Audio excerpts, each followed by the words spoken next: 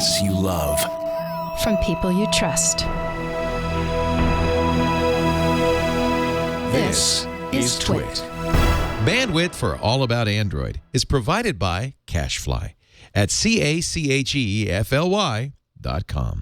This episode of All About Android is brought to you by Lantronix, maker of the Xprint server.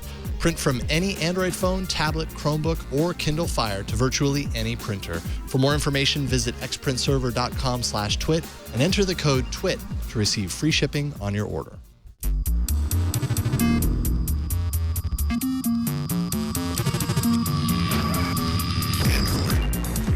Hello and welcome to another episode of All About Android, episode 159, recorded on Tuesday, April 29th, 2014. We're your weekly source for the latest news, hardware, and apps for the Android faithful. I'm Jason Howell. I'm Ron Richards. I'm Gina TRAPANI. Welcome, team. Gina, you feeling better? Much better. Thank you very much. Okay. The kid plague has abated for now. Oh man, it's been crazy. I feel you. I feel like I've had some sort of sickness in the house about every week since the beginning of the year. So. I'm convinced they have a super immune system now, but until next time. Yeah, exactly. They're going to be like, oh, except for this one. Oh, except for this one. Oh, okay. Right. Good to be back. We are super excited to welcome back to the show Derek Ross, writer at Fandroid, and just all-around good guy. Of course, you do a lot of posting on Google Plus as well. So if you're on Google Plus, people, you probably recognize one of the fellow ghosts, that are part of The Walking Dead over there. But yes, all jokes right. aside, yeah, you can find me definitely on Google Plus. Yeah, I didn't saw that. I didn't include the Vic and Dotra thing. I was surprised not to see it. Yeah. Well, because it wasn't necessarily Android. Yeah, I wasn't sure what to do on that. I guess before we get started, what do we think? Well, is Google Plus The Walking Dead? Is it No, because I saw somebody, I forget who commented on it. Somebody made some comment about the number of reactions they get to photos posted on Instagram or Facebook compared to Google Plus, and their findings were, I think, the same as a lot of your findings, Jason. I think that you have, and maybe everybody here, is that the Google Plus engagement seems to be way, way higher. Yeah. But yeah, but is that because we're in a group that is with engaged people on Google Plus, and does that represent the rest of the world? I don't know. I don't know what the answer is. I don't feel as if Google Plus is The Walking Dead or a dead kind of platform. It seems very alive. It seems very vibrant.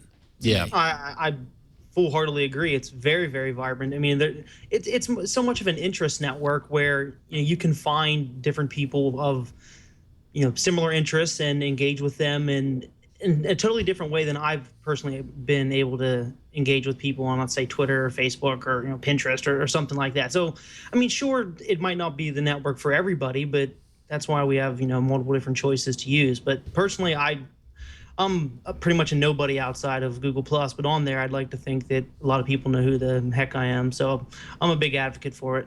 Mm-hmm. Yeah.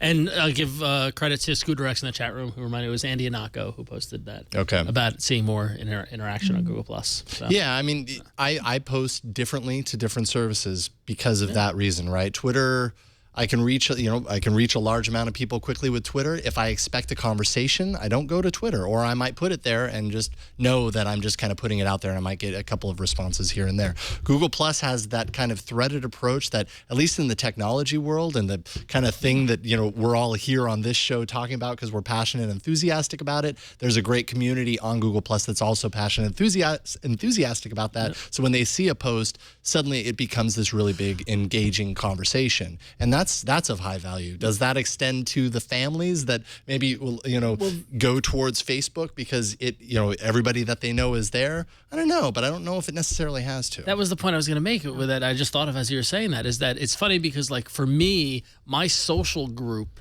groupings are on Twitter. That is where my social, like the people I hang out with, and all that sort of stuff. It's like, oh my God, you see what so and so said on Twitter.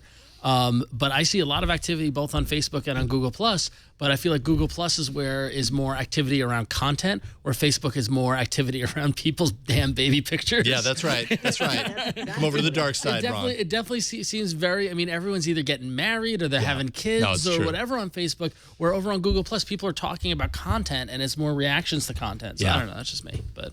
Yeah. And besides social, comparing it to like Twitter and Facebook, we really shouldn't do that because Google Plus is it's the I keep saying the social glue that holds all of Google's products together. For Android app reviews, Blogger, YouTube comments, and for Google local places reviews, map reviews. Like it's something that can tie all those products together. Hangouts, everything. And Google just really didn't have that before. So people saying that it's going to go away, I think that's insane, because it's the service that is unifying all of their products. So I think it's here to stay, and it's only going to get better as time goes on. Well, and the article that called it The Walking Dead, I think, was it in TechCrunch or yeah. It's been criticized heavily. Yeah, and in that article, at least where I read it, and it talks about Google's statement, or the news of Vic Condocha leaving, is that Google Plus is a platform, and they're going to they put too much into it. They're not going to abandon it. It's not going to be like Wave, where they put it out there and people didn't really click and then kind of abandon it. Like, people are using it. It's an easy joke to make because it's the last one to market.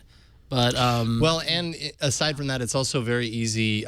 I feel like I see a lot of people criticizing Google Plus that actually aren't very active on it. Yeah. And the perspective that you have when you're active and you have an active community that participates in everything versus when you've opened it up every once in a while, tried to get into it but didn't commit to it, and didn't give it enough time to really mature for your relationship with the people that might kind of follow you on Google Plus and vice versa. It's a different perspective entirely. So anytime I see someone write a criticism against Google Plus, and then, realize that, oh, man, well, they have 78 followers. They've never posted a single thing. The last time they checked anything was blah, blah, blah. Finding that kind of stuff, I was like, okay, well, maybe this isn't an informed perspective from a personal level, and it probably needs to be. Yeah. So, I don't know. I think it's really easy to root for Twitter because they're kind of a little underdoggy, and they're kind of hip and celebrities and all that sort of stuff. And it's really easy to just kind of bash on Google because they're so big and it's Google and that sort of thing. And I think a lot of people bring that baggage to the table.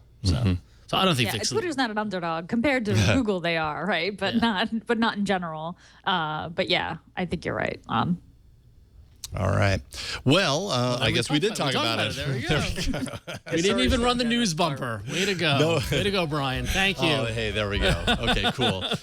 Mentally place that news bumper before the conversation. No, but Derek, I'm happy that you brought it up because I almost completely just didn't even acknowledge it at all, which is probably worth acknowledging. So good stuff there.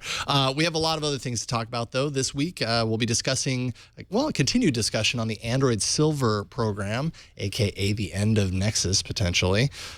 OK Google Everywhere. That sounds very cool. OnePlus One, which is a phone that really had a lot of people talking this past week. Some pretty controversial stuff there, in fact.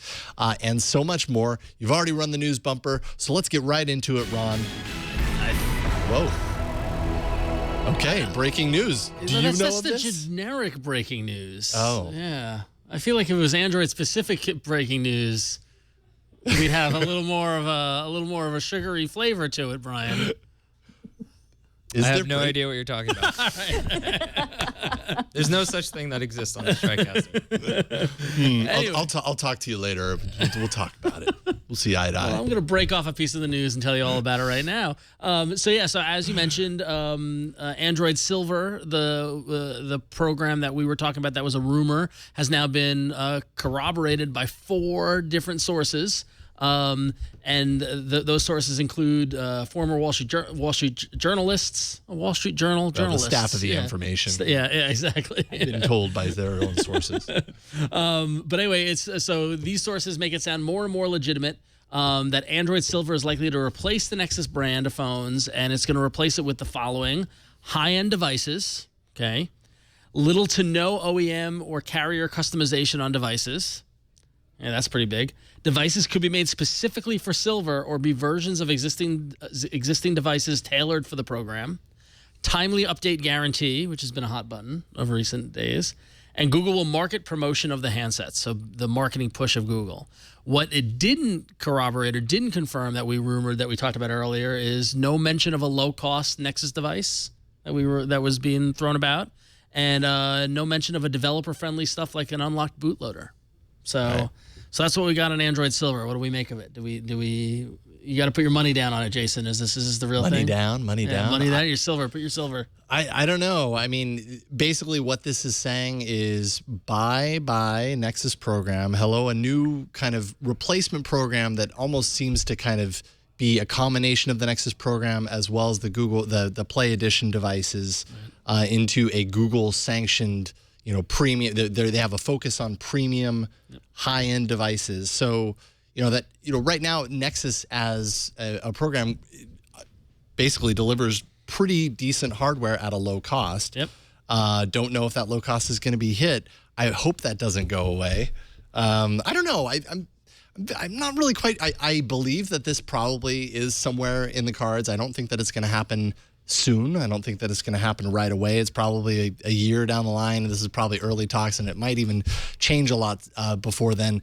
But sounds plausible. Google really wants to tighten ship a little bit here, and they really are going full board on making Android more of a consumer kind of consumer thing that they recognize. The fact that it's running Android, and that's a huge selling point. And the Google experience has been kind of a tinkerer's, and people like us, people on Google Plus maybe that talk about this kind of stuff, right?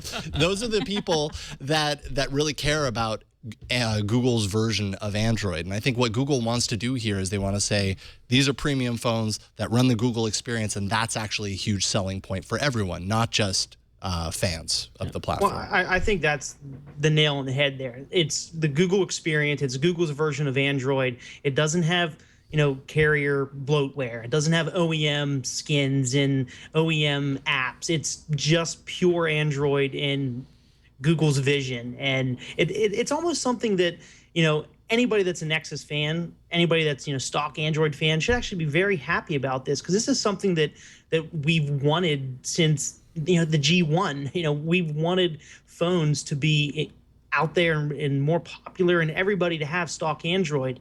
Like you said, outside the Android geeky techie community, most people probably don't really care, but that doesn't mean that it's not something that they might want. They might want something that's clean and just works. All these bloatware apps that they're never going to use.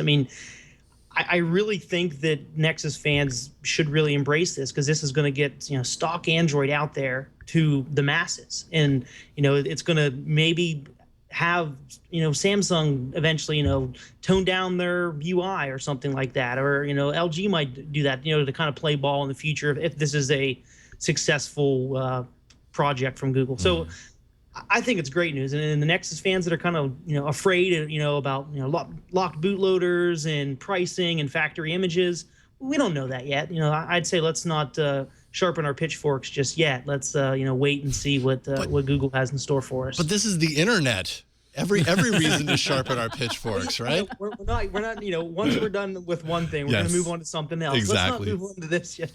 No. Fair enough, Derek. Good points. What do you think, Gina?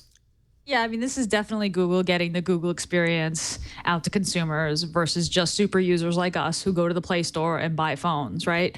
Google's has to do this, right? Samsung's got their Galaxy line, Amazon's got their Fire OS. People are starting to create their experience. Even things like Facebook Home, which I know kind of flopped, but there's companies are creating their Android experiences.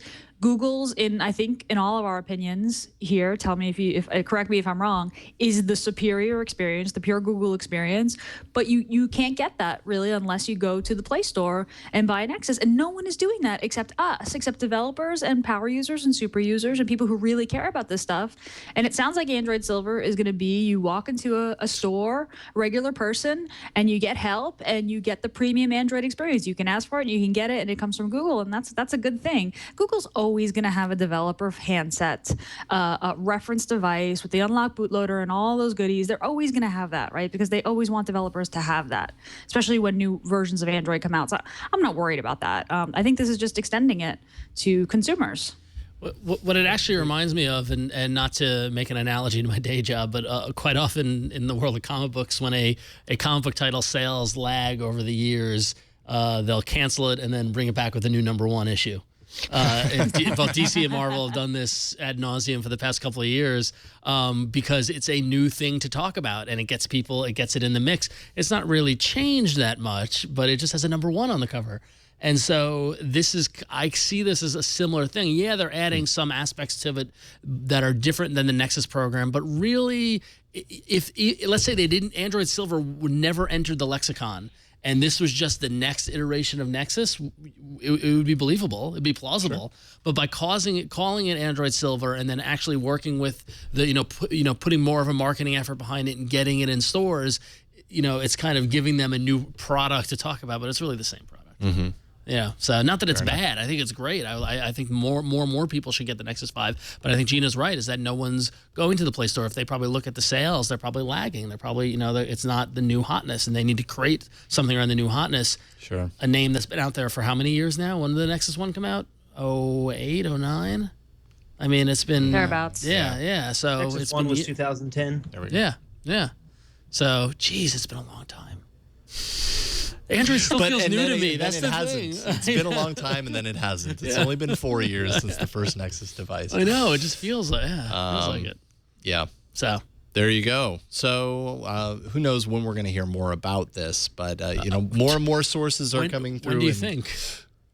I don't know. Well, I don't know. I don't know if this is a longer term play. Like IO almost seems like pretty soon. With the number of rumors. Well, of course, because this is when the rumors start coming out. This is when these things start leaking. I bet you there are presentations and decks that have Android Silver on it. We're going to have to come up with like a betting game. Oh, I'll count me in. How much?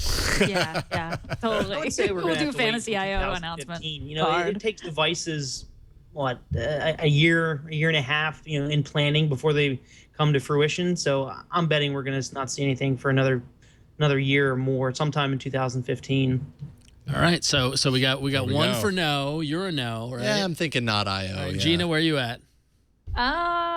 It's either holiday season or early next year, I'd say. I'm gonna double down on IO, man. There we go. I'm gonna do it. I'll take that bet. All right, chat room. Yeah. Track this one for us. Once again, we'll see. I got my Bitcoin wallet. I'm all ready to go. I'll spin that wheel. You have your Dogecoin. I got my Dogecoin. All ready. All right. Well, how about some more rumors? Because why not? That's all we got. Do you want Google Now voice actions everywhere? Well, that appears to be coming soon to Android. It's called dubbed OK Google Everywhere, thanks to some rumory goodness published by Android Police, who, by the way, were the first ones to bring us this Android Silver rumor stuff, weeks ago that we talked about on the show. It was just now corroborated, of course, by the information, but there you go. So evidence points strongly to Google integrating voice actions and controls just about everywhere throughout the Android experience. Specialized actions for apps, which make it possible to launch into actions specific to an app's operation from within the app itself. Recommendations for users' actions within the app could also appear. And this would kind of be the same as any other Google Now voice action that you might do now, except it's tailored to an app. So it really opens the door for some incredible opportunities there. Also, possibly a change to navigation buttons. If you see these screens here, they're replacing the home button. Oh, the other screen. There we go. Home button with a Google button. So the home goes away. Oh boy. Google ends up there. Wow, look at the meta text of that, by the way. Interesting. The home goes away and it's replaced with Google. Yes. Your home replaced by Google. Let's see here. That's a persistent Google button. It's for conducting these actions that we're talking about, voice actions across all the apps. A redesigned, of course, back and multitasking buttons. One thing to consider here, and Android Police points this out and asks us to not sharpen our pitchforks about this. There's a lack of a home button, which basically makes you wonder, okay, well, how do you get home? Right. Does the Google button take you home? No. If the Google button, there we go. Thank you for the pitchforks, Brian. You're earning your keep today. Okay, keep it up. And they say that it's possible that the multitasking screen might be how you do that. Ooh. Which sounds messy, but again, no sharpening pitchforks because we actually don't know. Right. But it's fair. Something to consider there. I don't know. What do you think? It's I love the interesting. If you're going to have to take 2 clicks or 2 taps of the screen to get to the home screen, you have to tap the recents button and then find the recent tab and then flick it or swipe it or something like that to get to home. But unacceptable. Maybe you hold in on the Google logo, for a second and it takes you home. You know what I mean? Like we don't know yet. There's so much speculation out there. Absolutely. How it actually works. Yep. Nope, that's very true. Having said that, yeah, 2 clicks, like you said, Gina, that would be unacceptable. Yes. And actually holding down might actually be unacceptable depending on how important the home screen is to the full user experience. Right now, it's the universe of the user experience. Having to know as a first-time user that you have to hold down in order to get there would be a pretty bad choice. Right. That kind of illustrates even more how much Android can kind of be a little complicated in that regard, right? Like, oh, you're a tinkerer, you're a tech-minded individual, so you know to look for these things, but not everybody that uses Android is that. Yep.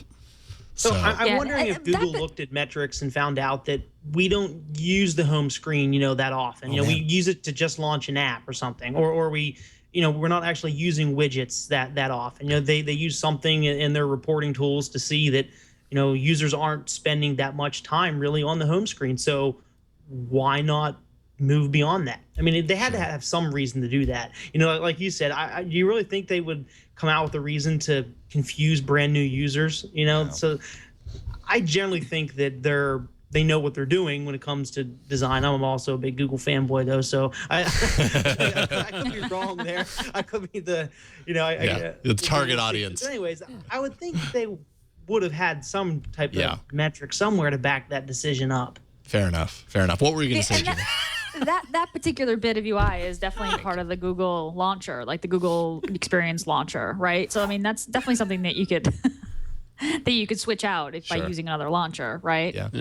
But the implications Google doesn't of want being you to able do to that. build, well, of course they don't. Yeah. Of course they don't, which is why they want to make the best experience. Yeah. And they are making the best experience. So, but the implications of them enabling developers to build voice actions into their apps, which is what Android Wear, the wearable SDK, lets you do, is like this is about the Google experience, right? Like this is about motivating developers to include Google specific code that only works if you get the app through the Play Store, right? So this is Google saying you should build for us because the Play Store is the biggest distribution channel. If you get the app through the Amazon store, like it's not going to work, or the Samsung store, that stuff isn't going to work. Like this is Google kind of, again, what Coach was saying in his interview last week, like using their leverage to make the Google experience the best Android experience. It all kind of dovetails back to the Android Silver thing. Mm-hmm. And it also, I mean, and to build on what Derek said, it could, we shouldn't be afraid of a new paradigm.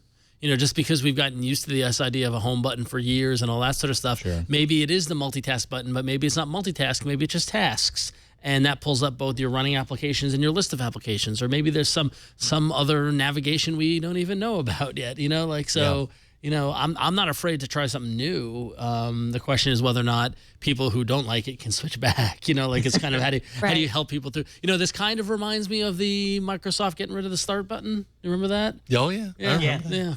It's true. It's a good point. Took them 2 years, but hey, it's coming back. Yeah, exactly. Yeah. 2 years in Android land. That's like half of its existence right now. A little bit less than that, I suppose. But there you go. All right. And what about HTC, Gina? Last bit of news. Well, HTC has long been seen as manufacturer that designs beautiful handsets. Witness my M8. What happens then when HTC's head of design, Scott Croyle, the person responsible for the design of the HTC One's line, announces he is leaving the company?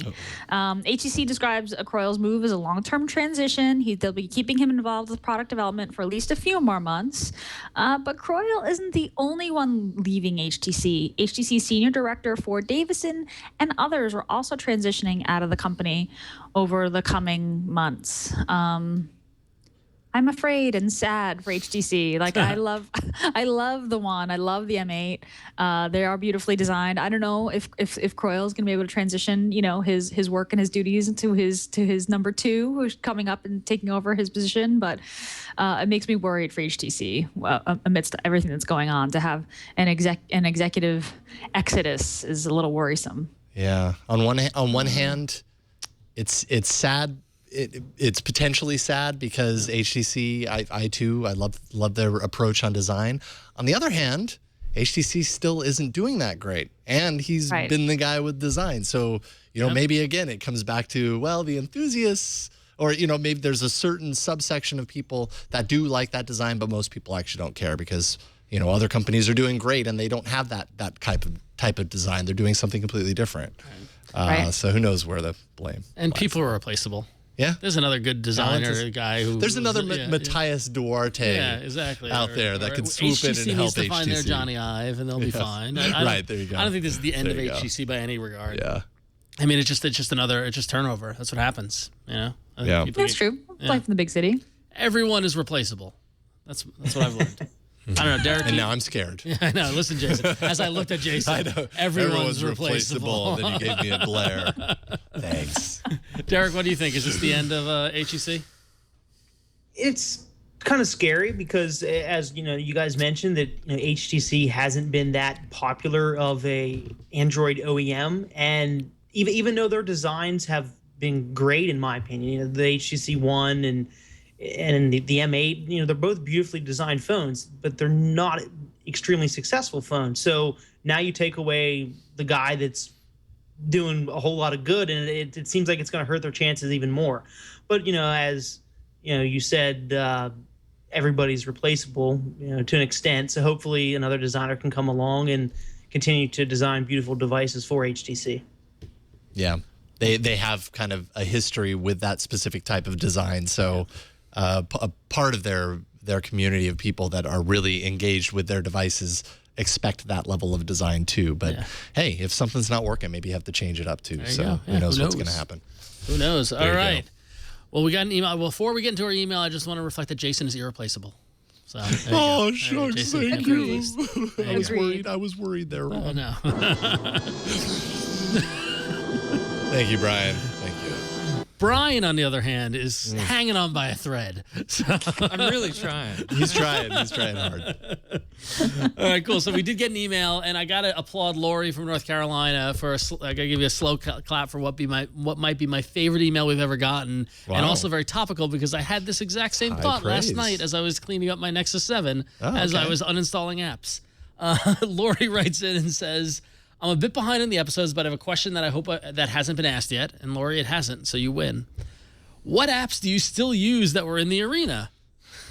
I know you all download apps, but delete after a week or two. What are the ones that you found that are still around for the long term?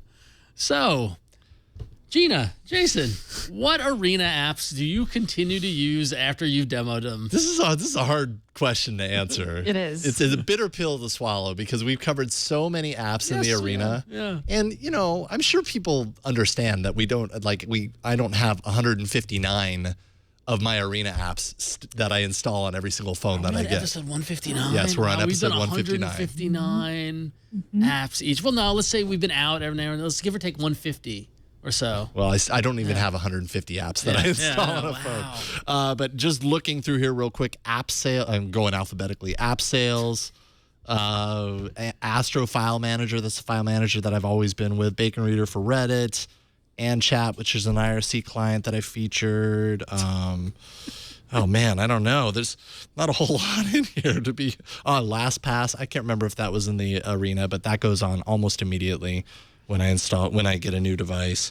Pocket, I know I featured that. Plume, Pocket Cast, Gina's Push Bullet, that goes on all the time. That's kind of about it. Swift Key, there you go. I think there should be a new segment where Jason just reads off the apps on his phone. Well, I mean, I don't know how better to answer this question than to do that. What about you, Gina?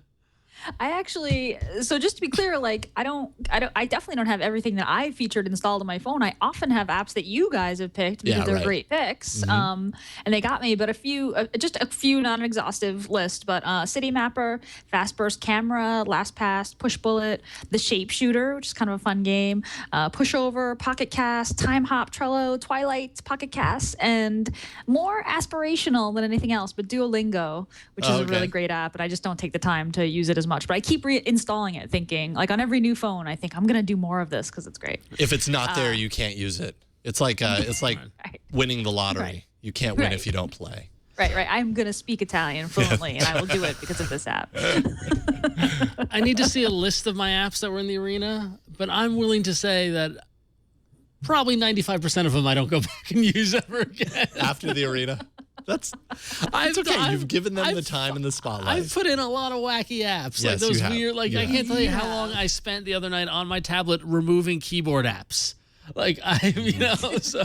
But that said, I mean, Pocket Cast, SwiftKey, those are, I mean, there are ones that become like the standbys that I almost don't consider arena apps anymore. Right. But a lot of the ones that we've thrown out there, they're burners for me. It's like, oh, this is a cool app, check this out, and then walk away. So I don't think there's anything wrong with that either, because I've featured a lot in the arena that maybe aren't necessarily for me, but they're still cool, or they're still well designed, or whatever. Derek, for you, obviously, you've been in the arena one time, so I can't even remember what you had in the arena. Then, do you remember? Maybe I'll look it up. Yeah, it was an app that you can use to buy stuff. It was a credit card swipe. What app is that? I can't think. Square. I haven't installed. Is it Square? Square. There you go. Yeah, okay, all right. It's a pretty good app. Yeah, there you go. Oh yeah, Square I have used installed. it a few times, but the few times I've used it over the past, I don't know, 6-8 months or so. I mean, I still have it, and I've used it. If I need to use it, Right. I'll use it. But yeah, there's so many apps out there. I go through apps all the time. Was it Jason or somebody? I think you mentioned Bacon Reader. Yeah. When you said that, or whoever said it, my eyes lit up. I was like, oh, I used to use that app, but I've since moved on to something else. I mean, Yeah.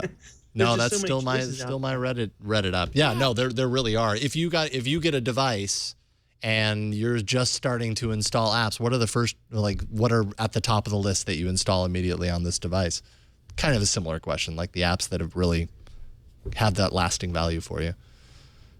I press. I'm big into sharing news and staying up to date, with news. So Press is pretty much one of my most popular apps. When I get a review device like the Find 7A I have here, like one of the first things I did on it was install Press, because I knew I had to stay up to date with news. Mm-hmm. Besides that, I don't know. I'd have to take a look here. Try to think off the top of my head. I know it's not easy to do. No worries. Okay. Well, there you go. I mean, we rattled off a decent amount of apps in a very short amount of time. There were no lower thirds for those, by the way. You're going to have to just listen back and figure it out on your own. Yeah, do you have access to the doc, Ron? No. I'm looking at the wiki, and I'm all constantly amazed at the level of detail the All About Android's app list wiki. I think it's great because it lists all the apps, but I never realized that they had all whoever's going in and categorizing them and subcategorizing them. Yeah. But then when did they add detail. the arena winning stats to the bottom? That's been in there in a while. Oh, down at the very bottom. Yeah, down at the no, very I didn't bottom. know Now it. there's someone calculated each year of who won.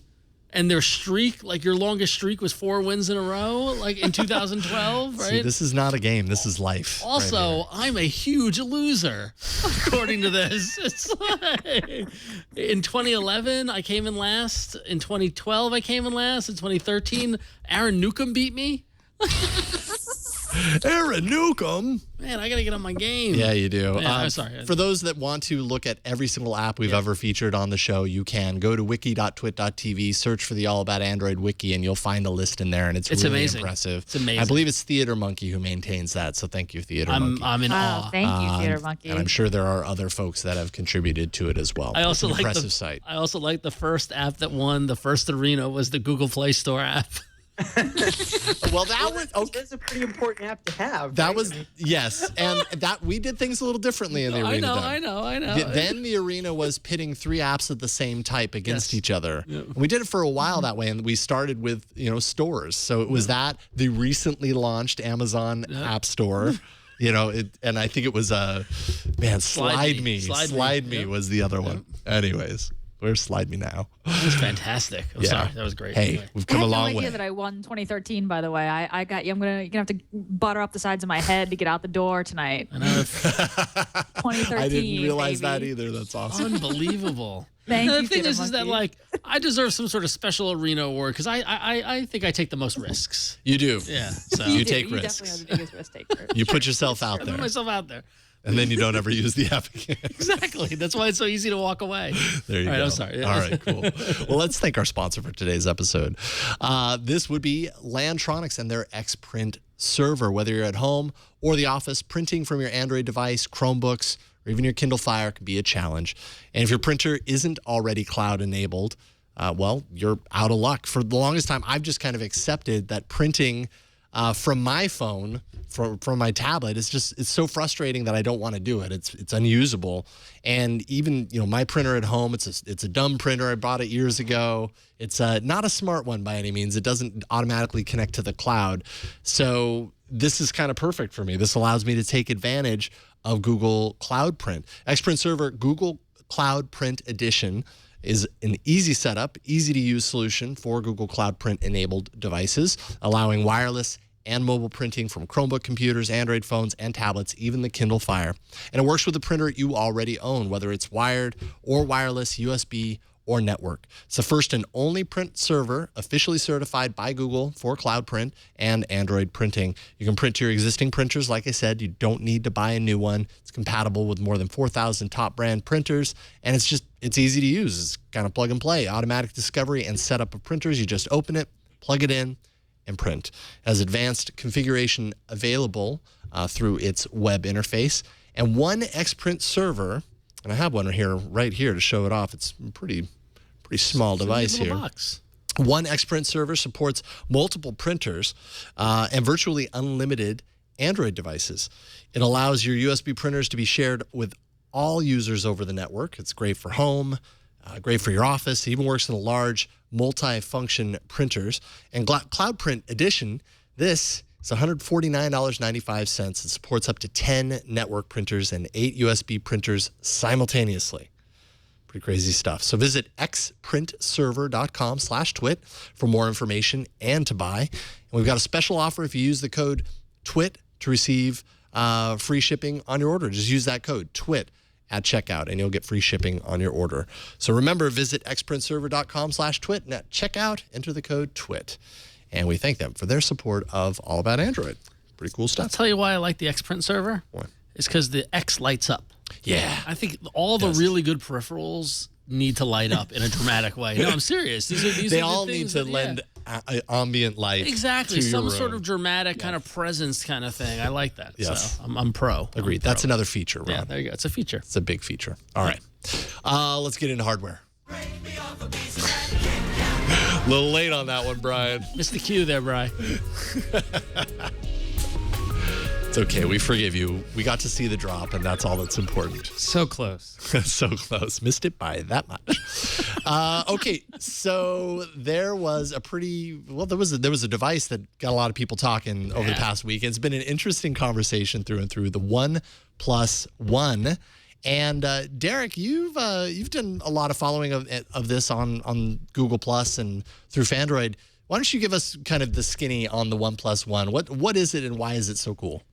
All right, so OnePlus is first let's backtrack a little bit. Late last fall, I think around December, a new company, new startup was announced called OnePlus, and it was made up of a bunch of ex-Oppo members, and they started promising high information about their phone. You know, they were going to do things that other manufacturers couldn't do, other software manufacturers, developers couldn't do. They were going to, they made a bunch of high promises from the beginning, and their whole their whole motto was to never settle. You shouldn't have to settle on software, shouldn't have to settle on specs, and yada yada yada. And over the past so many months, they've not really produced anything until recently, just a whole bunch of marketing fluff about their devices. So a lot of people were very skeptical, and also a lot of people, were very excited about their device. So their marketing finally came to the announcement that they were going to allow you to purchase this phone for $1 if you smashed your current phone. And that promotion, raised a whole bunch of, like we keep saying this episode, is on the internet, people got their pitchforks and torches ready and said, why should I smash my phone for this phone? Well, it's a $1 phone. It has high-end specs, and you're not going to have to settle, and everything started coming together. So people got really excited for this phone, and then they started doing a little bit more digging, saying, okay, well, these guys are promising a whole heck of a lot up front. They're a brand new company. Can they deliver? And from the beginning, Oppo said that they were using, I'm sorry, not Oppo, that's funny. OnePlus said, well, we're getting to that. Yeah, easy to get them confused. We'll get there. Yeah, OnePlus said that they were going to be using Oppo to manufacture their phone. And they said, this was similar to Apple using, Foxconn's facility to manufacture the iPhone. And a lot of people really maybe forgot about that, and then time went on, and now the Oppo Find 7 starts hitting the market. People start getting review units, and developers start looking at the code, and everyone starts saying, hey, the OnePlus One specs line up with the Find 7A specs almost exactly. There's a couple differences. The battery's different, SD card, the changeable case back, RAM, so forth. But they're very, very similar devices. So questions started popping up everywhere. Rumors start popping up saying, are these guys the same company? We know they came from this company, and people looked into it. And Giz China did some digging and found out that, according to the Chinese regulatory board, that a company by the name of Oppo Electronic is the primary shareholder of OnePlus. So boom, more fuel to the fire. And they asked OnePlus to answer, to respond, and OnePlus came back and said that, well, we've said all along that, we are a separate run company, and actually doing a little bit more digging to break it down even more, they are a separate run company, but there's a whole slew of companies that are really involved in this. So BBK Electronics owns a company called Oppo Electronics. Oppo Electronics is the investment company that owns Oppo Mobile, and they also own OnePlus. So Oppo Electronics is the investment company that now has two phones competing against one another, and they're both manufactured in the same factory, and they're all owned by BBK Electronics. So everybody found all this information out and sharpened their pitchforks and yelled all about Oppo up and down all over the place, saying that they lied from the beginning, that right. We thought they were the underdog coming out of nowhere. Stunts, we thought they were a brand new company, and it turns out that they're just a subsidiary of a large company. So their appeal for some people dwindled. Some people that are fans, didn't matter, because how fanboys are.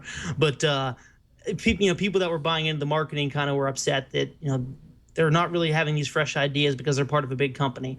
Personally, you can be part of a big company and still have fresh ideas.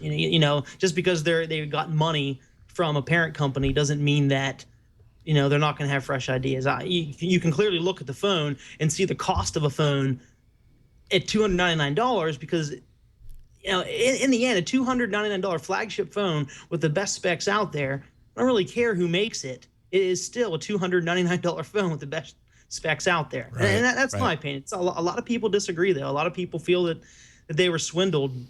But how were they swindled?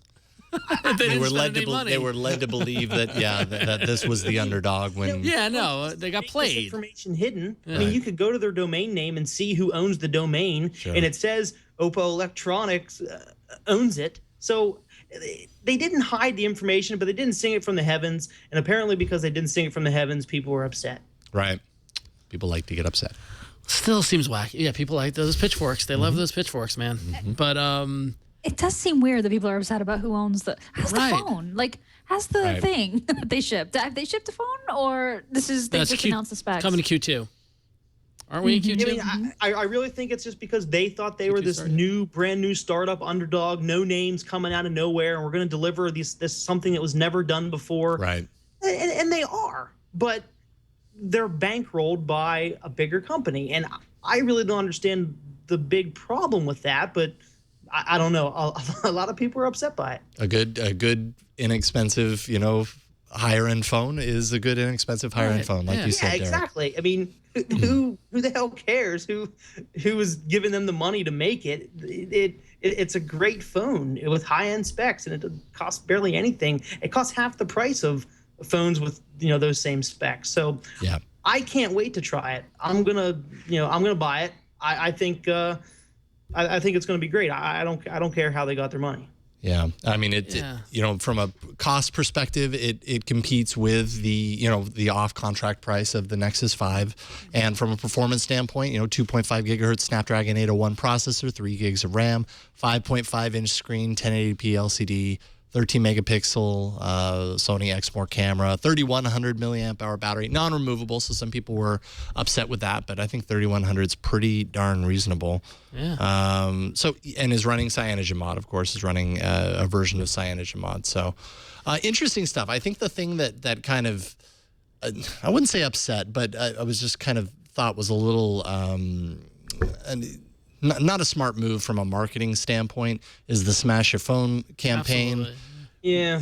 Just just kind of wasteful. Yeah, exactly. More And negative, on top of that, I saw a lot of people on Google Plus saying, "Heck yeah, I'll smash my phone for a $1 phone, or for $1, one of these." And I'm like, you're not getting it necessarily. You're smashing your phone to enter a lottery, and that's not a good deal. I was gonna say, what is the gap between my smashing my phone and me getting the new phone? What do I do they in have between? 100 devices to give out, versus all the people that do it. 2 days. So I don't know about you, but I can't go 2 days without a phone. Yeah. So what am I supposed to do? Smash my phone and hope that I don't need a phone over 2 days, for emergency purposes or whatever? I can't do that. Well, so it's almost like it's only for people that have 2 devices already. Go ahead and do that. But people with responsibilities can't go 2 days with not being able to contact people. Well, they seem wacky. I mean, looking at the video we're watching, and Brian, actually, I just go to the link I put in the chat room. Looking at their careers page at their hiring page, right?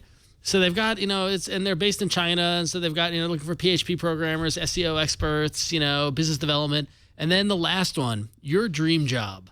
Department change the world. Now click on that. And now you don't typically see this at big company. Like, this is kind of wacky. If you look at it, they're just saying, if you can't find an open position that suits you, but you're confident you can help us, read on.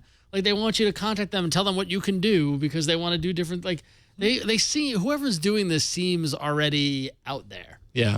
And I think they certainly want to be perceived as being out there. Exactly. Yeah. Exactly. So I don't see it as a swindle. I just see it as more of a not normal kind of, I think that's part of their appeal, though, and that's why people were upset because it's not normal. But oh wait, they're affiliated with a normal company, so they really are normal.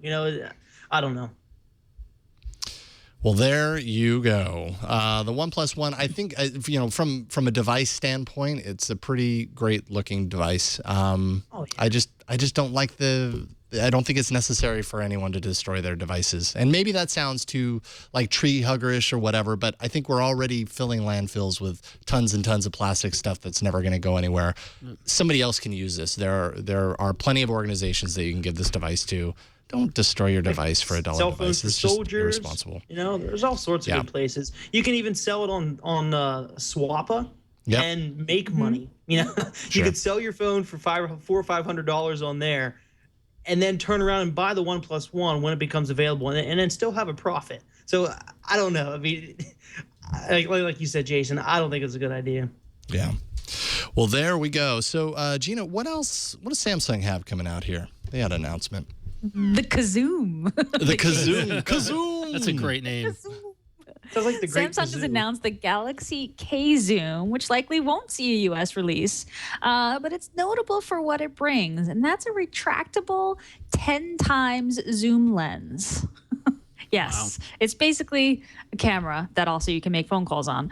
It's also got 20.7 megapixel sensor, 4.8-inch 720p Super AMOLED display, hexa-core design with two 1.7 gigahertz cores, four 1.3 gigahertz cores, and it's running Android 4.4. So this is a really nice camera that also makes phone calls. And the camera features a suite of tailored features and apps, one of which is called the selfie alarm. Okay, so this is the ultimate selfie taking camera phone.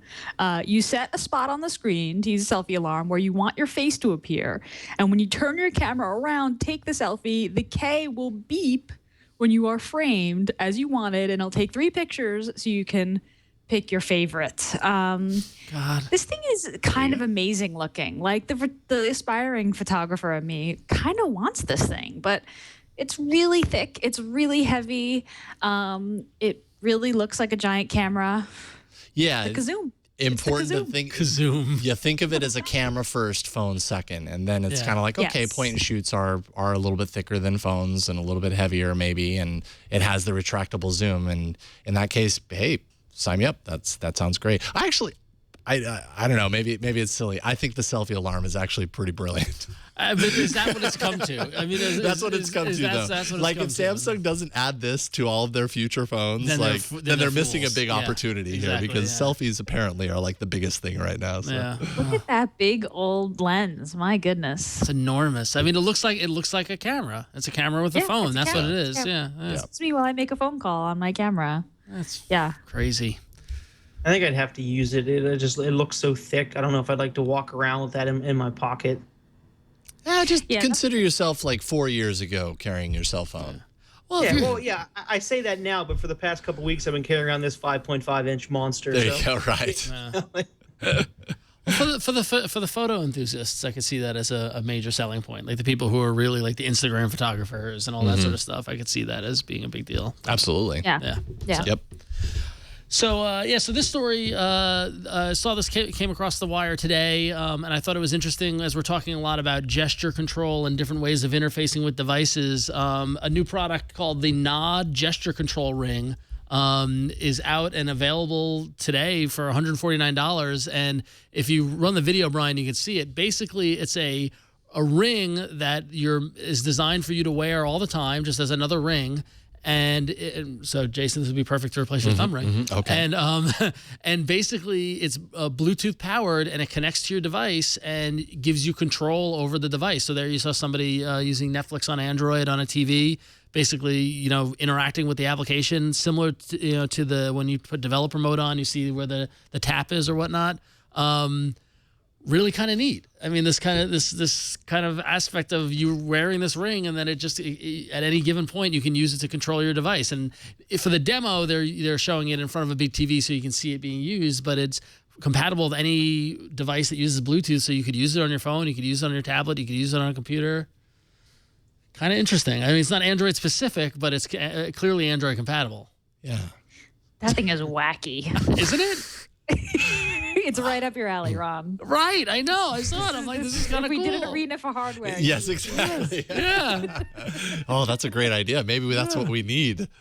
An arena for hardware. To Minority Report. It's getting very Minority Report-y, isn't it? Yeah, it just seems really interesting. Yeah. So you'll have this on one finger. You'll have the NFC ring on another finger. Yeah, there you go. And you'll just have a thumb ring just because. just for style. Just because you're that guy that wears one. But anyway, it's available now for $149. So if you saw that and you connected with it like I did, that's pretty cool. Might be up your alley. Yeah, it's pretty cool. Although even watching the demo, it looks like it's kind of hard to use. You know what I mean? Yeah. Like he's like, and you see the cursor jumping a lot. But honestly, quickly in the demo, they showed somebody giving a presentation, and if you're somebody who often gives a lot of presentations, and holding the mouse or holding those kind of slide positioners, just being able to kind of give a little flick of your thumb to your finger to change the slide is that's a clear use of it. I wonder how durable it is if it's designed for everyday wear, right. Yeah. So, but yeah, pretty neat. Let me look at that, little buttons and everything. I mean, yeah, it's pretty cool. So there you go.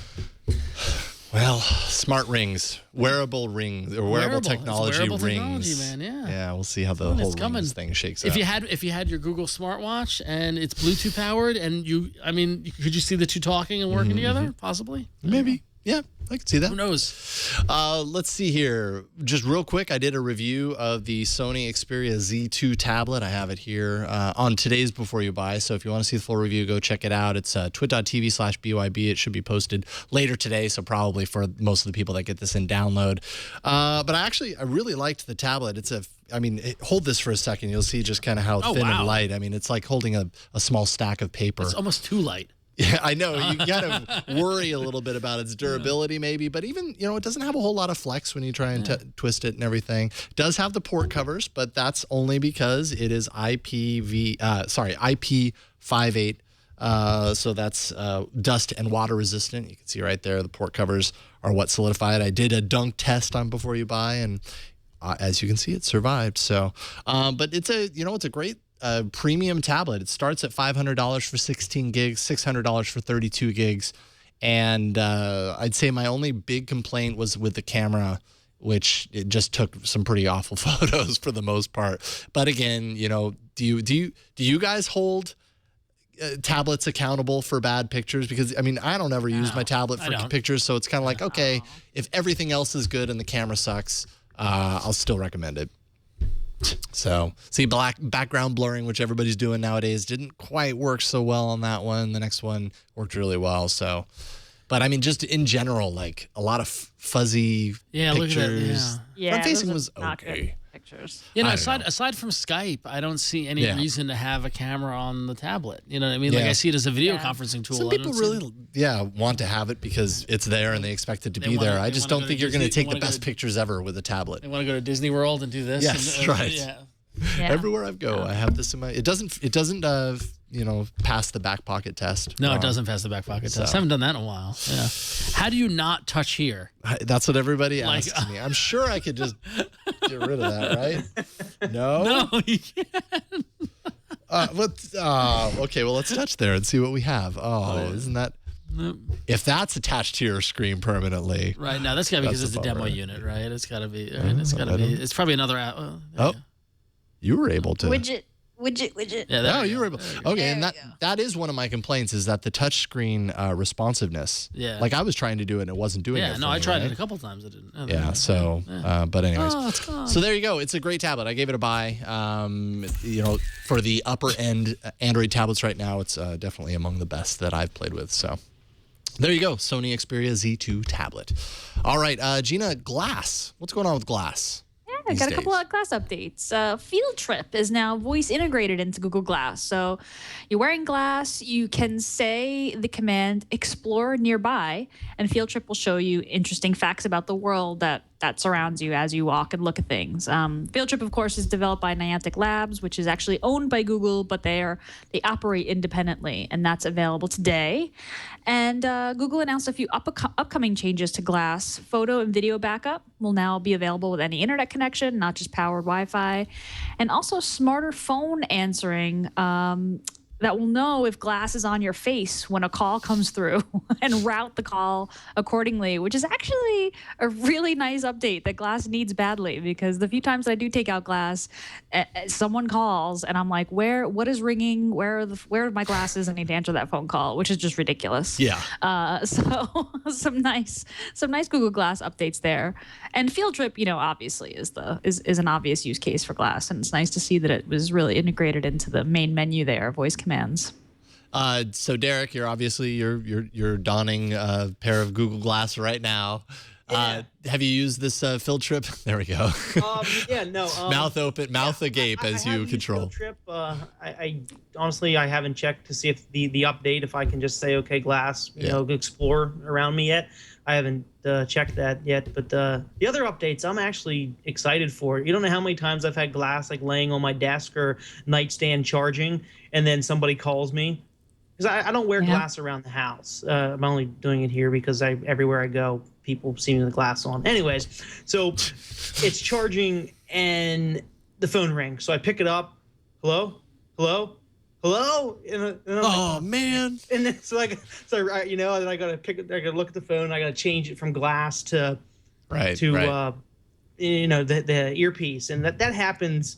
That probably happens like 2 or 3 times a week. Oh, it's so annoying. But so it's nice to see that finally coming, and a lot of people are excited for the video and photo upload, so you don't have to go home, and plug into power or find Wi-Fi to upload your photos. If you want to upload them and edit them on the go, you can. Right.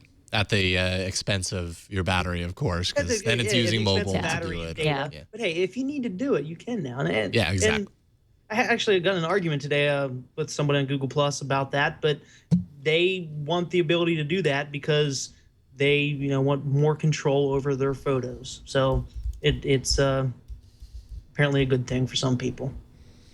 Control is at the heart of Android. Control and customization. Yep. And when you don't have that option, then it gets frustrating. It doesn't feel like home. Yeah, home. Yeah, or Google. Yeah, it doesn't feel like Google logo. Man, I can't wait till we wrap the show and I can go back to Google. Man, Google's where the heart is. Google's where the I heart see what you did there. Very nice. Thank Very you. Nice. Let's do some apps. Let's do it.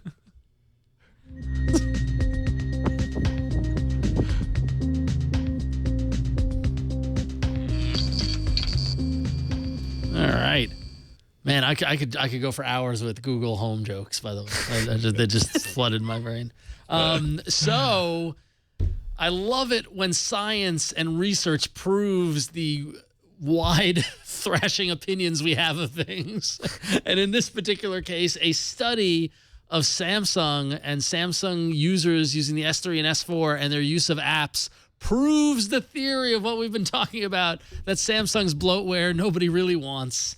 A new study from Strategic Analytics shows that the U.S. users of the S3 and S4 that were tracked during the last month reported on average of around 7 minutes of total usage of an array of Samsung apps versus an average of 149 minutes on Just Play, the Play Store, YouTube, and Search. And that's nothing when you compare it to Facebook and Instagram and Twitter. I think this stat really sums it up really well. S3 and S4 smartphone users logged an average of 6 seconds per month using Chat On versus 11 hours per month on Facebook and 2 hours per month on Instagram. Yeah. Facebook is a force. Look at that. It's Look a at force. that. Like, Look at it. you compare anything to Facebook and it's going to be dwarfed pretty much. Yeah, so and keep that in mind. Yeah, no, and I was going to make the point that this is not apples to apples. This is apples to oranges. And that Facebook and Instagram and Twitter are completely different, kind of things. But if you look at it, the Samsung Apps app got 1.2 versus the Google Play Store 52.4. They're finding the connections where we can. Chat On is, you're doing similar things in Facebook. You're potentially talking to people as you are with chatting or whatever. It just shows that, not these apps aren't getting a lot of use. So, yeah, and it kind of makes you wonder, Samsung's greater strategy we keep hearing is, with Tizen and then possibly kind of branching out beyond Android and kind of sitting on all of their services to replace the Android services and apps and everything like that. This kind of doesn't point in the direction of that being a very smart move now. Who knows if they can kind of turn that into something different going forward, but another kind of what I figured. Another interesting point from the study was that on average, Galaxy S4 users have 21 more apps than the industry average. So S4 users are come with tons of bloatware. There's no surprise there. Yeah, exactly. Yeah.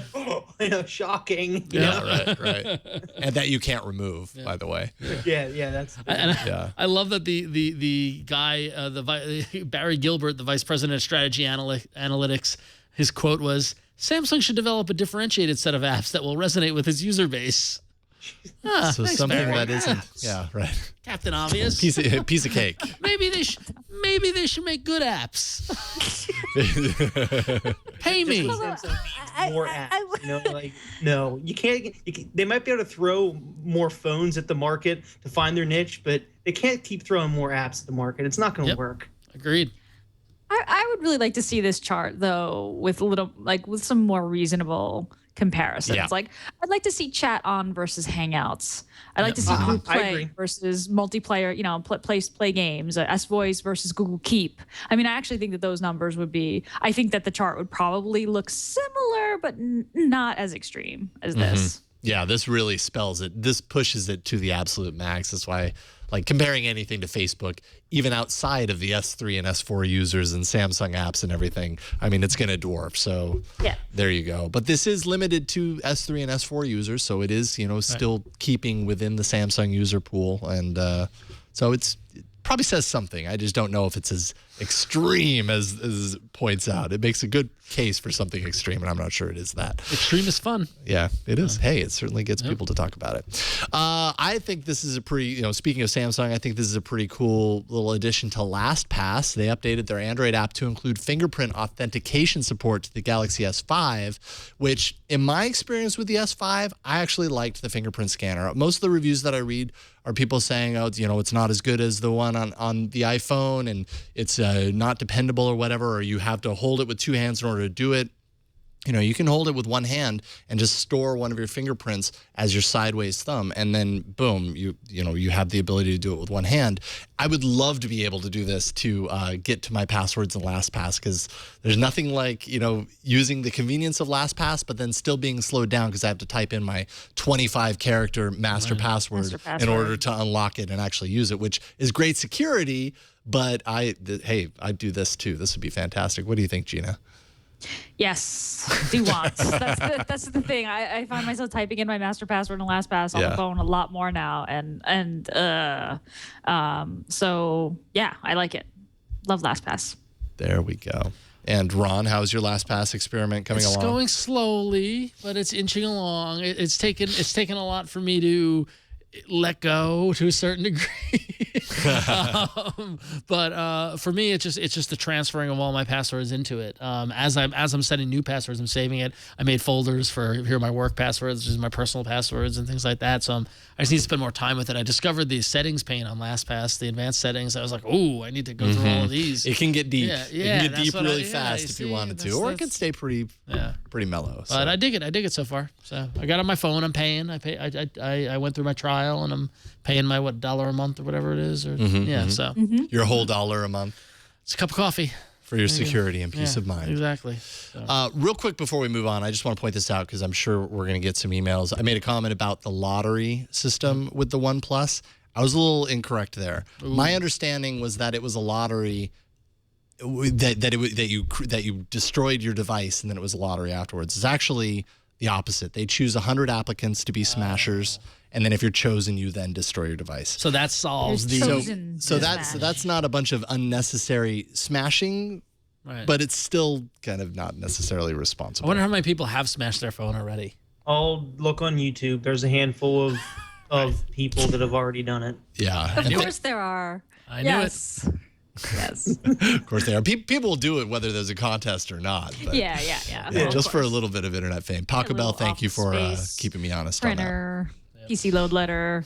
What does that mean? Okay. Right. That's the printer action. Before we move on, Silicon Valley, yay, nay. You guys watching it? Yay. It's like ridiculously awesome. Really? Loving it. Yes. Are you kidding? Yes. Oh my God. Yeah, it's Office Space. It's Mike Judge. It's Office Space. Oh my guy. God. There has been one episode where I've been like, that was all right. The latest one. This is all. We should talk about this after. Okay. The latest episode I thought was the worst of the. Was really? awful. Oh man. Yeah. I love this show. Yeah.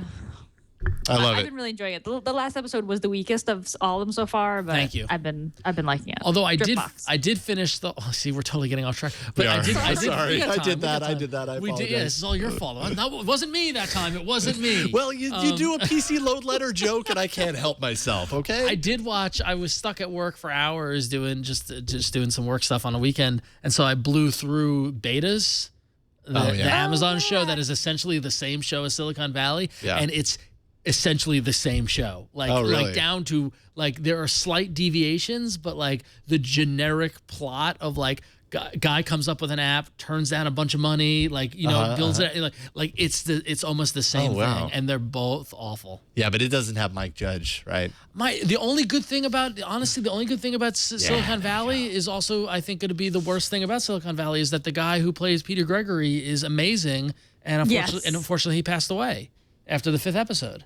Oh. Yeah, no, this is here I'm going to bring it down, but yeah, the actor who played Peter Gregory on Silicon Valley unfortunately lost his battle of cancer and passed away. I didn't know and that. So I'm curious what they're going to do, because honestly, he's the one where I'm like, I want another scene with Peter Gregory, like that he's the, so. Oh, wow. Yeah. I did not know that. Yeah. Sesame seeds. That is sad. Yeah. But anyway, sorry. Sorry for the derailing downer. Conversation that leads to the downer. Let's change course and get into the Android arena. So many enter, but only one lives. Android arena. It's a rough show, man. Yeah, this show is filled with ups and downs. Well, here's an up that we're gonna get to. Oh yeah, you feel like it's an up probably. Let's see here. So last week we had two. Oh, it was the two. It was the twofer. It was one-on-one. It was one-on-one b-ball. 2 will enter, 1 will leave. That's just right, just like the bumper says, right, Brian? Yeah, that's right, Ron. Honestly, that was a cue to play the bumper, but okay. So we won't do that. That's fine. Hold on. That's fine. It's How does he still have a job? because he makes up for it with pitchforks. All right. I think I know which one you want. Tough on Brian. That's the one you wanted. Yeah, that's it. That was the one. Oh yeah, sure. Okay. Thank you, Brian. The Office Space queued right up. So. See, he's fast. He's fast when it counts. So Cross DJ did win, Ron. Actually, Easy Band Studio did better than I thought it was going to, because I knew it was kind of limited limited to certain people who might find it useful. But Cross DJ is pretty awesome. Got to admit, 64% of the votes. Easy Band came in with the remaining 36%. Yeah, where's the tally now, Wiki? Where the tally at? I've had what? This is like 2 wins in a row, right? This is my streak. I think this might be my longest streak ever. Excellent. Well, keep it up. Yeah, we'll see if you can win 3. Let's see. I don't think so. Will you? This week looks brutal, by the way. Yeah, it totally looks brutal. So my app this week, since I'm the loser, I will go first, is called Front Back. And this is a family show, Jason. Hey, not So what is Front Back? Front Back is basically an app and also kind of a social network in and of itself, but you can use it without the social component. And I thought the premise is kind of cool, and I believe it's been out on iOS for a little while, so it has a little bit of a built-in community aside, from the fact that it launched last week on Android. But essentially what it is it's a way to use your front and then your back camera to capture a particular moment. So, for example, let's say me the other day, I was at the TriCaster. That's the front-facing camera is me, rear-facing camera is what I look at when I'm switching Tech News today. So it just kind of captures a moment. It's kind of cool to look at what some of the people have in the gallery to kind of see what they come up with and wish that you were there, like this person snorkeling in a obviously a paradise land that I want to go to someday. This is kind of a creative use of it, right?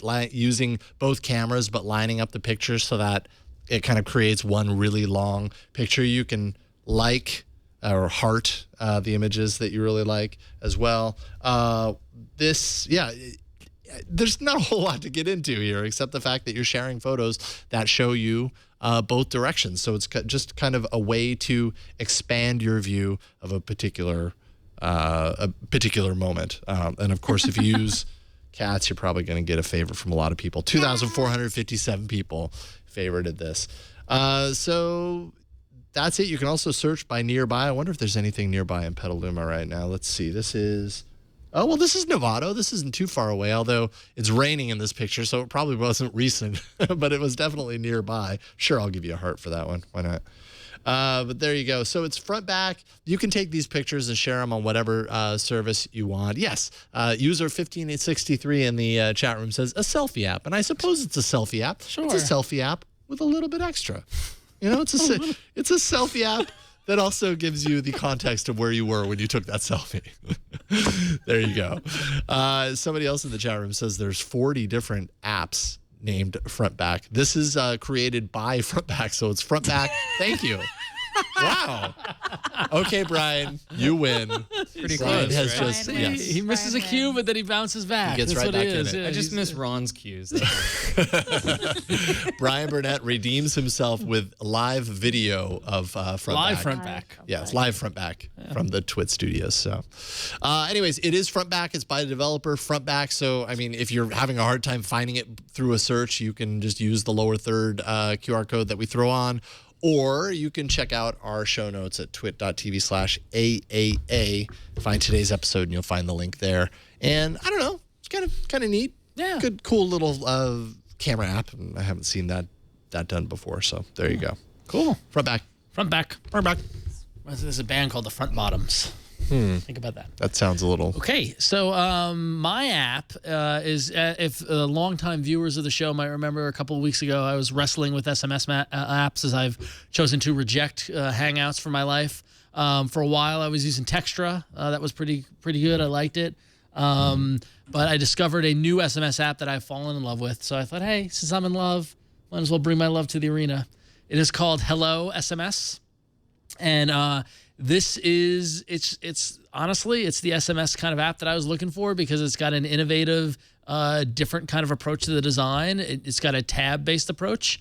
And so what happens is here you can see on the on these screenshots here, you can see basically the left side of the screen gets those round avatars that we've been talking about so much. So you can see who you're texting with. They got the memo on that. Yeah, one. exactly. Yeah. You can see who you're texting with, and then you can tap on the avatar, and that moves basically the viewer down to them.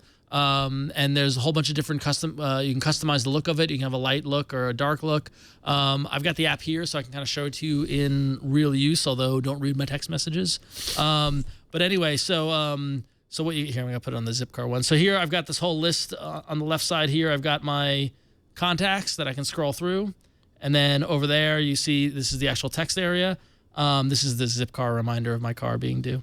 But if you tap on that, it expands it, and I can either trash it, or I can look at the card for that person, or I can call them, put that back up. Go right here, typical place where you can type. Hit the smiley faces. You got all your emojis that you need. If I want to include a picture, I can either, it gives me a camera, or I can go into my gallery. Very easy, different kind of a simple approach, because normally when you say I want to attach a picture, it's like, okay, then you got to click again to go to the camera, Right. Click, but in this case, I can just, I like that. Isn't that good? Yeah. Saves you one click. Yeah, exactly. But what's really interesting is that if you scroll through here, if you look at it, for example, I don't know how it does it, but like this is my text from Uber. It knows it was Uber and just pulled up an icon. I don't know how it did that. And then like I got like, so here, Zipcar, it knew it was Zipcar and gave me the Zipcar icon. I don't Google Local. I don't, yeah, it must be through, it must be using that or something like that. But T-Mobile did the same thing with Facebook. Yeah, I get it. No, they're not spam. These are all things. Let's not look at all my friends here. All right, so so I got let's look at my password. But so I was. All right, I guess I'll be. Cut away. Login is wrong. But anyway, with my two-step verification on Facebook, it identified the phone number was coming from Facebook and showed me the Facebook icon as the icon. That was pretty neat. That was something I didn't even expect. Southwest. Here we go. You can see up here. It's got this, so it's got the Southwest icon right there. You can see it, So cool. Yeah, it's pretty neat. It's really, really, really fast. It flows really nice. Hit the hamburger button down at the bottom, and you get to the settings, and there you can adjust whether there are in-app sounds, notification displays. You can specify your notification sound. You can set night mode. The whole development team signed it down there, and so that's pretty nice. There's a little bit of love. It is an app that feels very much as if they put a lot of thought into it and truly a lot of love into it. And how do you make the texting kind of experience kind of flow better? And I found myself, it's a lot faster, a lot easier to scroll through different conversations. It's easy to get them going. Mm-hmm. The starting a new message, and like, so if I'm going to send a photo, here, I can show you guys this. So here's my whole gallery, and I had a high pinball score, so I want to share that. And if I go to Hello SMS, it's really nice in that it shows you the screen to write the text message. It pulls up the photo hypothetically, and then it also pulls up your contacts, and it gives like a better kind of posting screen. So here I can go through. It lists the people it suggests the people who I normally text, and then if I want to search through my contacts, I can. So it's kind of smart in that way. It's a lot faster to get a photo text out. And it works really great. So Hello SMS, really good. It's free, and thank you, Brian. It's free in the it's free in the Google Play Store. So go check it out if you're looking for an SMS text replacement. It's the one that I'm using. I've ditched Textra, and now I'm on Hello SMS. Although we did get someone wrote in with a suggestion of a new app, which I'm going to check out. But for now, Hello SMS. You is are king always on the hunt for I love SMS the SMS apps. I really do. I just want one that makes it feel fun. Yeah. So there you go. That's Hello SMS. Yes. All right. Cool. Very cool. Derek, I installed your app, but I think it's going to be lost on me because I don't have any data fed into it or a device to feed into it. So yeah. So I mean, I can. So yeah, we'll show it off from the screen. That's probably gonna look pretty horrible. Oh, okay, Yeah, so there you go. You can kind of see it. Yeah, That's sure. not too bad. All right, so my app is Fitbit. I've been using it for about a month now, as I got a Fitbit wearable. So, anyways, it will sync with Android devices 4.4 and higher automatically over Bluetooth, and it'll allow you to track your. Let's see if you can see here at the top. It has my. There we go. Has my steps and the distance that I've walked, how many minutes I've been active. Obviously, today I've only been active for 3 minutes, so I got to get on the ball. How many calories I've burned and so forth. And basically allows you to manage your fitness in a geek way. It's basically a glorified pedometer But like I said, it allows you to manage that. So you can go in, you can look at graphs, you can let me open that up there. So if I wanted to see what part of the day that I was more active than not active, I can look at my graph and find out. You can also look at graphs for your calories. You can swipe. Okay, you can't swipe there a lot. Let me go back here. So when you're tracking your distance and so forth, you can. There you go. You can swipe and see different days. Swipe left to right. One thing about the UI I would like to have changed is I'm a big fan for apps that follow Android design guidelines, and this app has not a whole lot of recent designs. It really reminds me of gingerbread UI elements, especially when you go in and you want to add what you ate for lunch or breakfast or dinner that day. When you get to choose your food or you're searching for your activity, the method for doing that isn't too new. It definitely looks like gingerbread, but the functionality. I mean, it has functionality to be able to track all these things. You can track your sleep in it. Like I said, your food plan. Let me show you that UI fail that I was talking about. Like I said, I'm mean on apps that aren't too hollow looking, and that's not Android hollow. But functionality wise, it works. It does its thing. I said you have to have Android 4.4 KitKat or higher for automatic Bluetooth syncing. One thing that really I would love to have on the app would be battery notifications when your Fitbit device is going to die or needs a charge. It doesn't pop up with a notification. However, you can open the app and look to see your battery's charge, but I would really like a notification to let me know. But thankfully, a developer came up with a third-party app that hooks into Fitbit and covers that for you. But hopefully in a future version, they allow those type of notifications. I think that it would be much nicer than finding out randomly that your battery's dead, that you're not going to be able to use your Fitbit the rest of the day. So it's a good app if you want to track your fitness and you have a Fitbit app. They do have other apps out there that work with Fitbit, but so far I've been using the default one. It's been getting the job done for me. Oh, also one last thing is they do have a friend stream in there, so you can taunt your friends to tell them that they're lazy or they did a good job for passing their step goal or their walking and running goal, whatever that day, or they lost weight or something. So you can tell them kudos or congrats or call them lazy and tell them to get on the ball, or you can send them a message or a smiley face. So, or you can angrily unfriend them. Or yeah, exactly. That's my choice. Yeah, that's how I go. Don't tell me what to do. Cool. That is Fitbit, the app for the wearable device, the Fitbit device. Excellent. The original wearable. Yeah, exactly. I really feel right. it was the OG. Yeah, I was gonna say blaze the trail of wearables. Yeah. Absolutely. All right. And Gina, I have yours installed. I wanted to play around with it when I first saw that it launched. So I'm happy that you picked it because you can tell me kind of all the cool things that I can do with it. Excellent. Cool. So my pick this week is IFTTT. If you're watching All About Android, you've probably heard of IFTTT before. It's If This Then That. It's been around really forever as a web app. It's kind of a beloved web app, IFTTT.com. And it just launched for Android. So I'm kind of pretty excited about it. There's now a brand new Android app that's both for phone and tablet. So the premise behind IFTTT, or If This Then That, is that you set up these recipes. It's very kind of Tasker-like, but much better designed and much easier to use, where you set up a recipe that is in the structure if this, then that. So if I save a photo to Instagram, then save it to my Dropbox, for example. If it's going to rain tomorrow, send me an email. You can really just chain together all of these conditional statements across all your personal services: Facebook, RSS, GitHub, Flickr, Foursquare, Gmail, Dropbox. I mean, really any web service that you use, IFTTT creates these recipes that can hang them all together and make them do custom actions kind of automatically. And now the Android app lets you chain together recipes and hook into your Android device, which is very, very cool. So you download the app. It's free. You sign in with your IFTTT account, which you can also create for free. And now there are a couple of hooks and a couple of recipes that are Android specific. And you'll see there are a couple of recipes that are suggested for Android. So one example recipe for Android is you can say, automatically set my latest Instagram photo to be my device's wallpaper. Kind of cool. Or send me a push notification if it's going to rain tomorrow.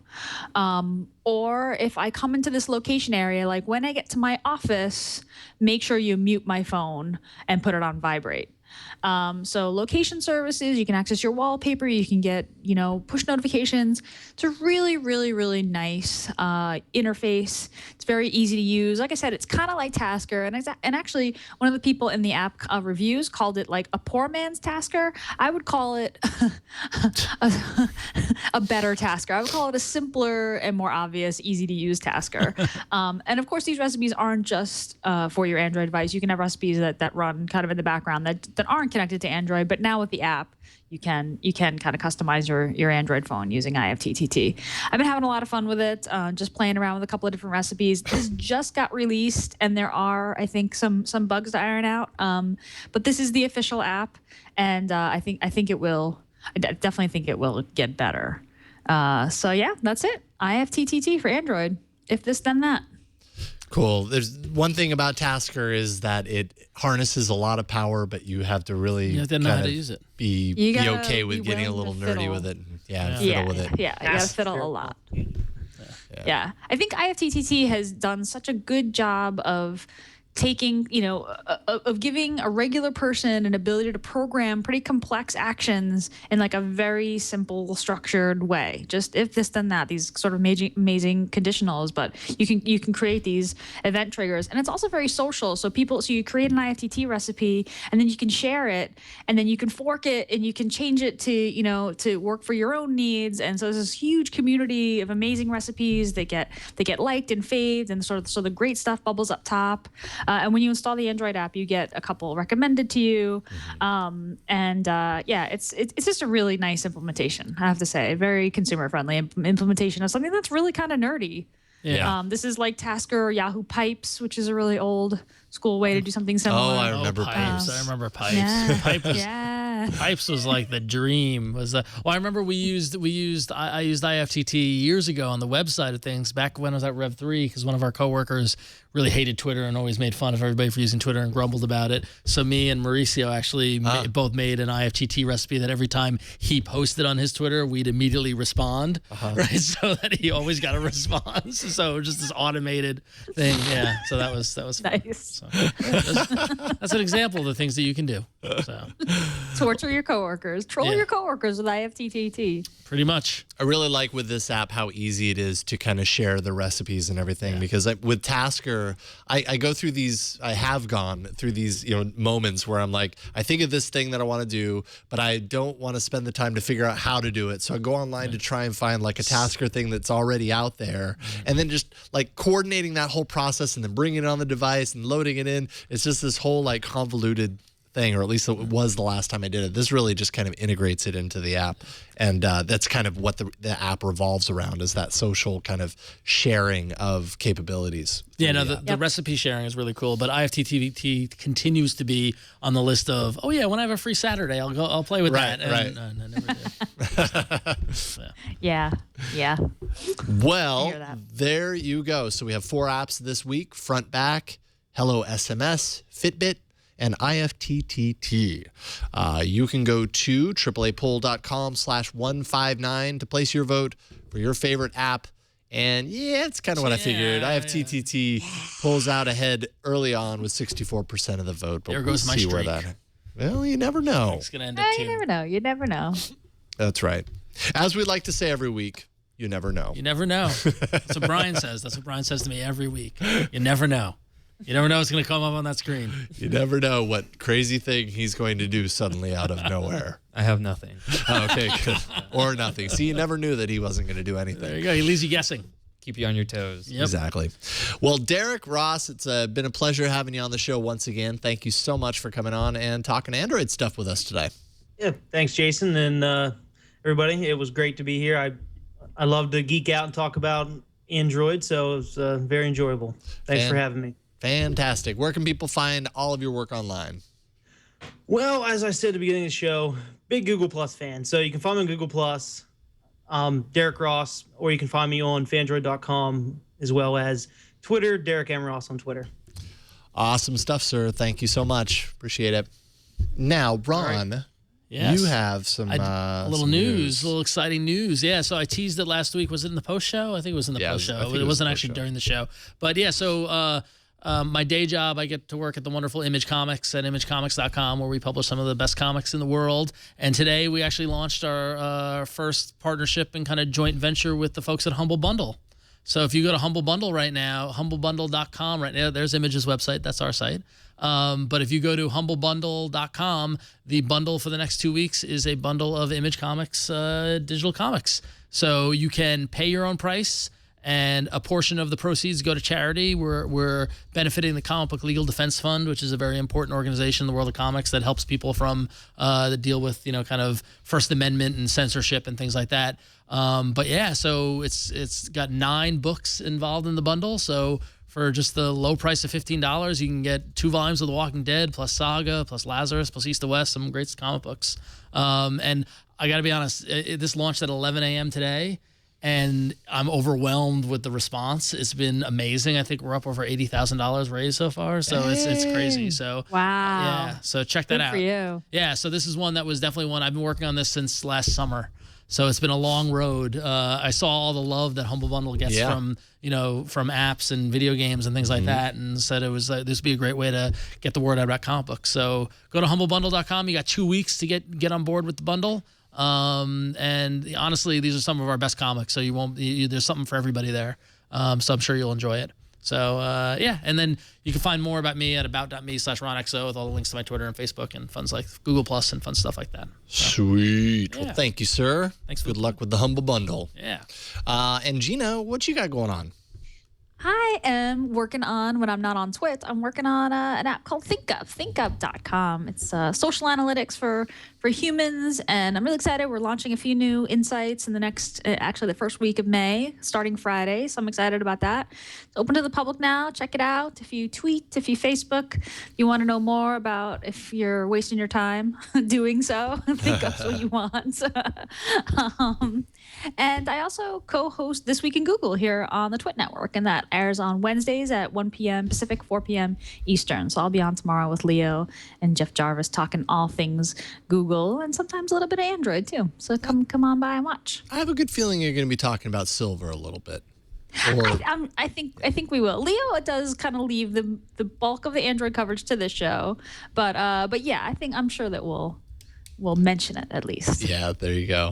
The end of Nexus as a potential. I know when Leo came in this morning when we were talking about it on Tech News Today, and he thought that was a big deal. So you'll probably chat about it. And I just got to say, love ThinkUp. Continue to love to ThinkUp is awesome. To look at ThinkUp and kind of see how engagement is and everything like that. It's super cool stats. Right on. So everybody Thank you. check it out. You can find me at about.me/Jason Howell. Follow my musical exploits at yellowgoldmusic.com if you so choose.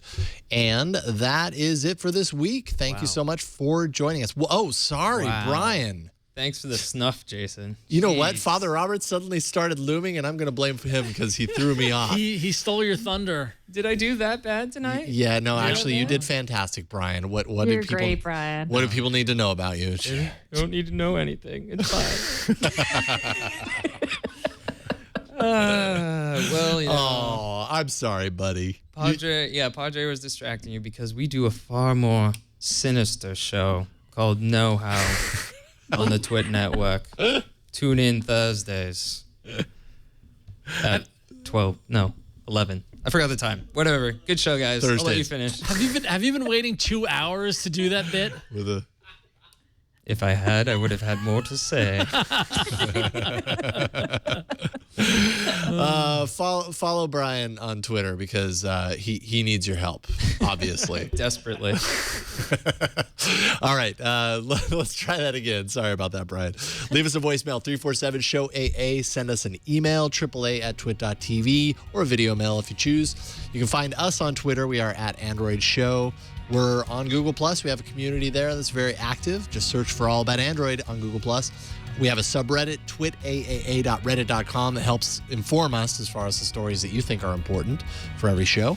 And you can find show notes and past episodes at twit.tv/AAA. You can also find our episodes all over the map, YouTube, iTunes, all those places that you would expect to find the show. And you can catch us live 5 p.m. Pacific on Tuesdays, live.twit.tv. That's it for this week. We'll see you next week on another episode of All About Android.